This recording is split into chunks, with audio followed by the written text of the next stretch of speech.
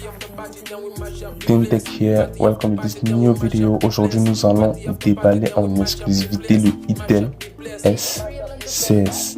Déjà il faut savoir que je n'ai jamais déballé ce smartphone, c'est la première fois que je regarde. Je n'ai pas été spoilé, j'ai pas encore regardé des vidéos sur internet du unboxing du S16.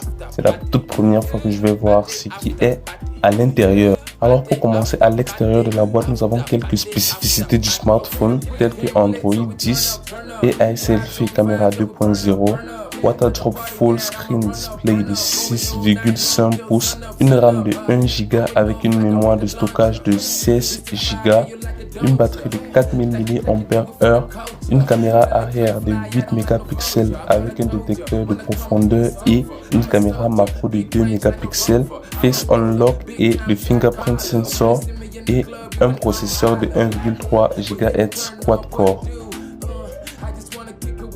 Je vais commencer par enlever le film qui est sur le smartphone pour pouvoir le déballer.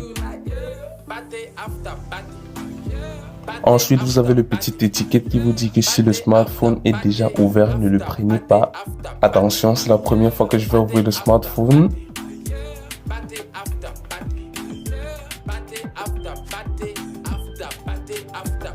Alors voici le Itel S16 dans sa boîte.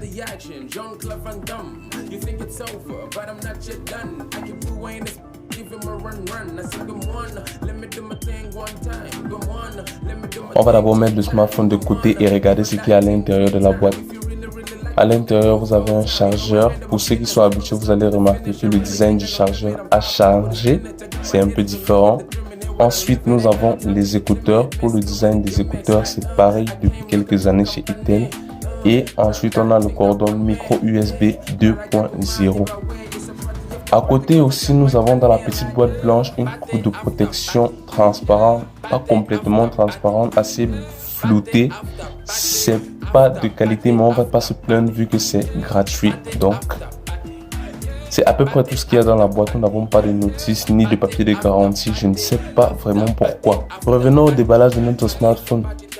Nous allons d'abord premièrement le retirer de son plastique et ensuite... Alors regardez l'arrière avec ce dégradé. Je l'ai dans sa version bleu cristal de glace. C'est le nom de la couleur, assez compliqué. Sur le côté de l'appareil, on a les boutons du volume et d'allumage. En haut, nous avons les capteurs photo et au milieu, nous avons le scanner d'empreintes. En bas, nous avons les haut-parleurs. Au-dessus du smartphone, nous avons le port jack et de l'autre côté du smartphone, nous n'avons rien du tout. Alors, on va retirer le film protecteur du smartphone pour dévoiler l'écran. Un écran de 6,5 pouces avec une résolution de 1600 x 720 pixels. Alors, bonne nouvelle pour les gens qui ont l'habitude de faire tomber le smartphone dès le début. Le smartphone vient déjà intégré avec une glace de protection. Le premier démarrage va vous prendre moins d'1 minute. Vous aurez les basiques. On va vous demander votre pays, la langue que vous allez choisir pour le smartphone. Après avoir configuré votre smartphone pour la première fois, Itel vous accueille avec son launcher assez fluide, assez connu. Si vous avez déjà eu un Itel, vous ne serez pas du tout surpris.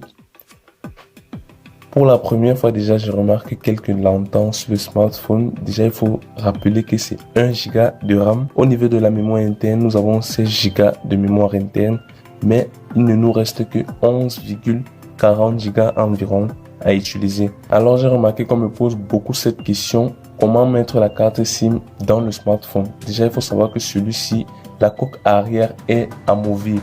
Vous allez retirer la coque arrière et à l'intérieur du smartphone, vous aurez les emplacements pour les deux cartes SIM et la carte mémoire. Il n'y a pas de SIM ejector ou de tiroir de carte SIM ici. J'ai configuré le scanner d'empreintes pour vous montrer un peu à quel point il est rapide. J'ai été très surpris. Le smartphone se déverrouille très rapidement pour le moment. J'espère que ça va continuer.